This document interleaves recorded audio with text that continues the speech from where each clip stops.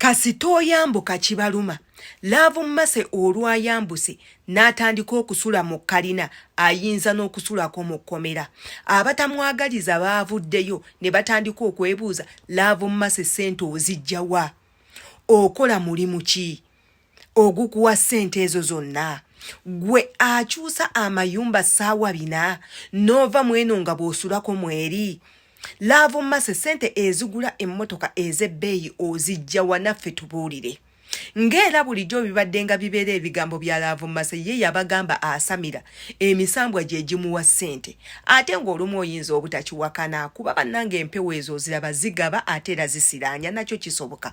Naye ezo ssente z'olutentezi eziyitiridde Laavu Mmase ozikola wa era okola mulimu ki? Gw'okyusa amaduuka g'ebizigo, gw'okyusa amayumba mw'osula, gw'okyusa amamotoka, kwegamba bisobedde abalabi, bisobedde abakuwagira, bisobedde abantu bw'owangalira mu bagamba ono omwana bw'aba yakikubanga yakikuba nnyo.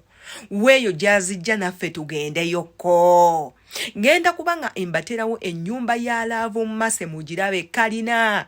Era ng'ono yayise Mirembe Bedding n'amugamba ogenda kwanguwako nze onkolere buli kimu. Onteremu amadinisa, onteremu kateni ez'akabi, otekemu entebe ez'akabi, otekemu ebitanda ebyakabi, onteeke ku mulembe sigenda kukuggyako mulimu. Kati nno bwe twogera Mirembe Bedding okukolera ebyo byonna ebintu tusimbukira mu bukadde bwa ssente.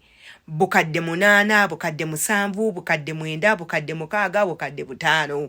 Kaakati mwabwe emitima eminafu bannange mugenda kufa pressure, mugenda kufa sukaali, mugenda kufa ebirwadde bye mutategeera. Laavu Mmase mumuleke lwe lunaku lwe olw'okusanyuka, mumuleke asanyuke. Ffenna tujjukira Laavu Mmase w'emabega w'ebiseera 2.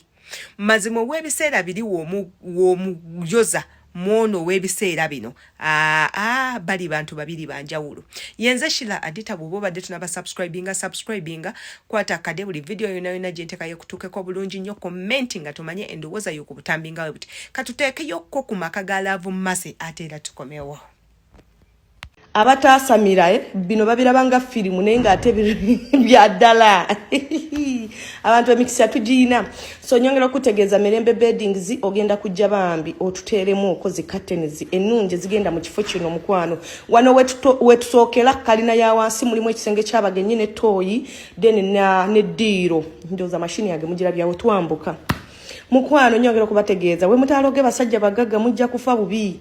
Awo twambuka kino kirabo kyabalongo. Munjange yadde amanyiye. Kati we twambuka tutuukirawo mu ddiiro. Kati Mirembe ndowooza olaba bambedde nessa tetunafuna ki curtains. Yes, tetunafuna zi curtain.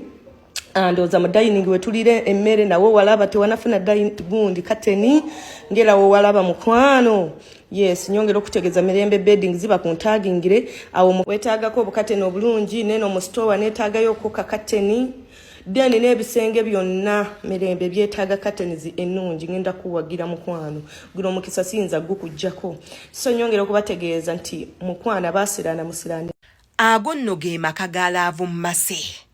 Essaawa eno omwana ali mu kalina yatugambye nti nno kalina eyo mujja we yabadde alowooza nti ye naye kyamuweddeko okulaba nga kalina Laavu Mmase yagiyina omwami agitaddemu ye kitegeeza ki yamusinga ensumika.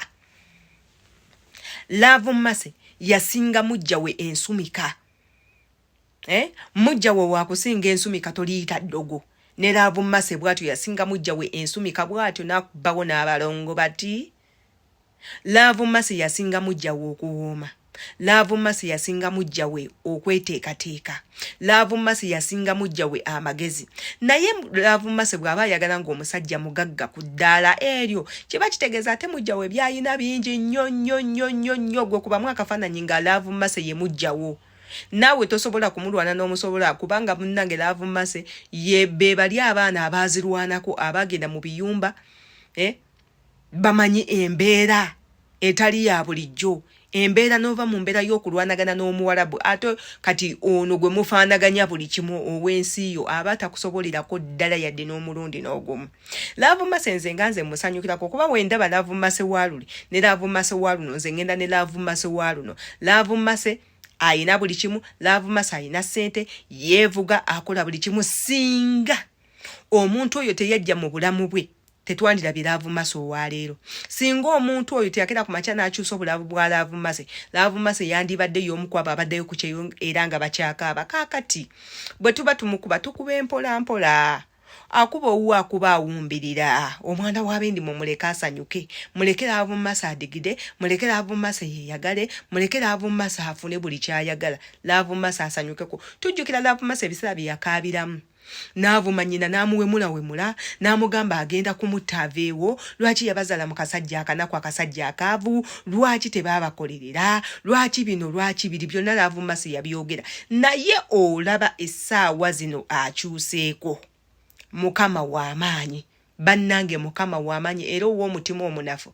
Eno vidiyo egenda kulwaza mpaka kufa, paka mu Geyeena, paka mu ntaana. Bw'otava ku Love Mase oba ssente azifera, oba azijjawa, oba azijja mu basawo, oba azikolera biki, oba azittira abantu.